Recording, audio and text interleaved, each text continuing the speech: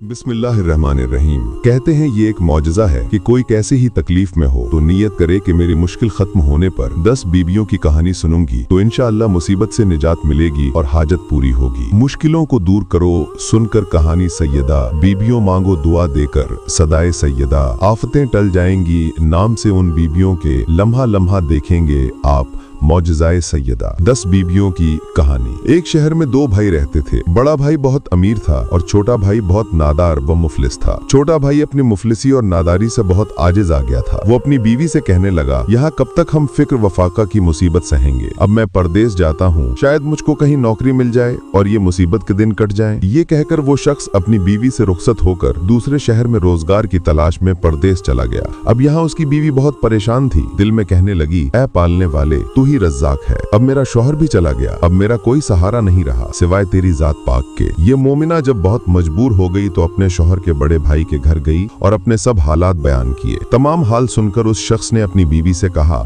ये मेरी भावज आई है, तुम इससे घर का काम कराओ, ये तुम्हारी और तुम्हारे बच्चों की खिदमत करेगी, तुम जो कुछ अपने खाने से बचे इसे दे दिया करो। गर्ज की ये मोमिना अपने शौहर के भाई के घर के तमाम काम करती, सारा दिन बच्चों की खिदमत करती। उस पर भी अमीर की बीवी उसे ताने देती और अपने आगे का बचा हुआ खाना उस गरीब को देती। इसी तरह एक मुद्दत गुजर गई। हर रात ये मुसीबत जद मोमिना अपने शौहर की वापसी की दुआ मांगती थी। इसी हालत में एक शब ये मोमिना रोते रोते सो गई। उसने ख्वाब में देखा कि एक बीबी नकाब पोश तशरीफ लाई और फरमाया कि ए मोमिना, तू अपने शौहर के लिए इस तरह परेशान ना हो, इंशाअल्लाह तेरा शौहर सही सलामत तुझसे आकर मिलेगा। तू जुमेरात के दिन 10 बीबियों की कहानी सुन और जब तेरा शौहर आ जाए तो मीठी रोटी का मलीदा बनाकर उसके 10 लड्डू बनाना और उस पर 10 बीबियों की न्याज देना। इस औरत ने सवाल किया कि आप कौन हैं और आपका नाम क्या है और इन 10 बीबियों के नाम क्या हैं जिनकी न्याज दिलाऊं। तब जनाब सैयदा ताहिरा फातिमा ज़ोहरा दुख्तर हजरत मोहम्मद मुस्तफ़ा सल्लल्लाहु अलैहि वसल्लम ने फरमाया, मेरा नाम सैयदा ताहिरा फातिमा ज़ोहरा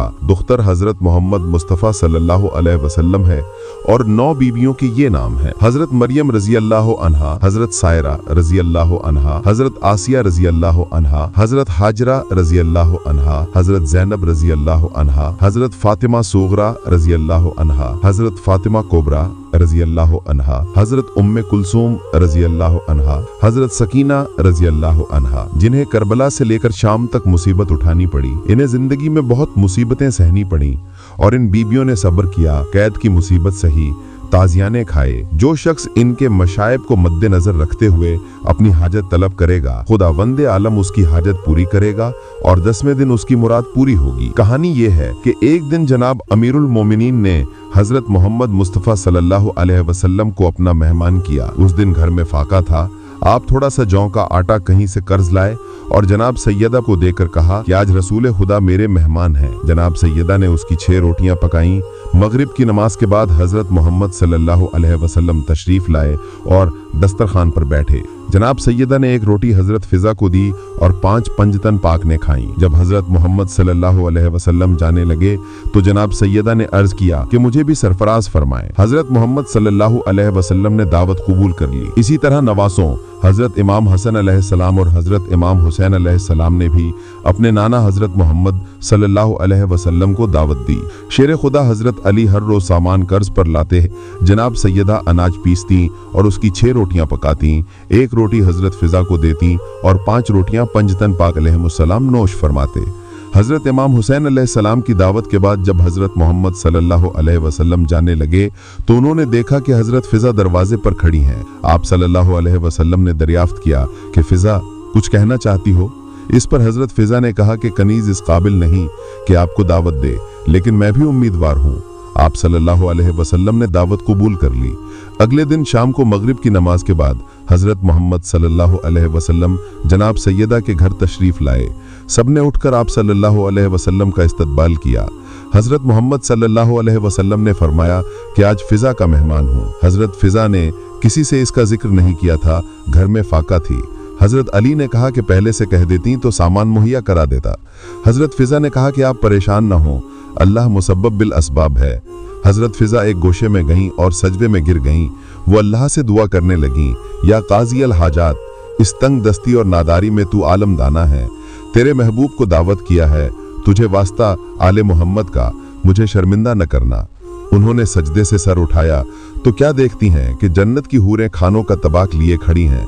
हजरत फिजा ने आप सल्लल्लाहु अलैहि वसल्लम के सामने खाने का तबाक रखा और सबने मिलकर खाना खाया। आप सल्लल्लाहु अलैहि वसल्लम ने फरमाया कि ये खाना कहाँ से आया। गोया आप सल्लल्लाहु अलैहि वसल्लम पहले से ही जानते थे। हजरत जिब्राइल रास्ते में ही आप सल्लल्लाहु अलैहि वसल्लम को बता गए थे, लेकिन आप सल्लल्लाहु अलैहि वसल्लम को ये जाहिर करना था कि हमारे घर की कनीसें भी अल्लाह को इतनी प्यारी हैं कि उनके सवाल को भी अल्लाह रद्द नहीं करता। अल्लाह के खजाने में किसी चीज की कमी नहीं है। अल्लाह पर यकीन रखने से सब कुछ मिल जाता है। जब मोमिना ख्वाब से बेदार हुई तो वो दिन जुमेरात का था। वो अपने मोहल्ले में गई और कहने लगी कि मैंने ऐसा ख्वाब में देखा है, तुम लोग पास बैठकर जनाब सैयदा की कहानी सुन लिया करो। मोहल्ले की सब औरतें उसके पास आकर जमा हो गईं। उस मोमिना ने 10 बीबियों की कहानी पढ़नी शुरू की। 9 दिन गुजर गए। जब 10वां दिन आया तो मोमिना क्या देखती है कि उसका शौहर सही सलामत मालो ज़र के साथ उसके दरवाजे पर खड़ा है।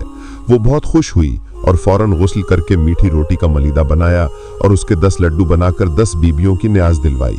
उसने न्याज के लड्डू तकसीम किए। सबने बड़े एहतराम से लड्डू लिए। उसके बाद वो मोमिना एक लड्डू लेकर अपने शौहर की भावज के पास गई।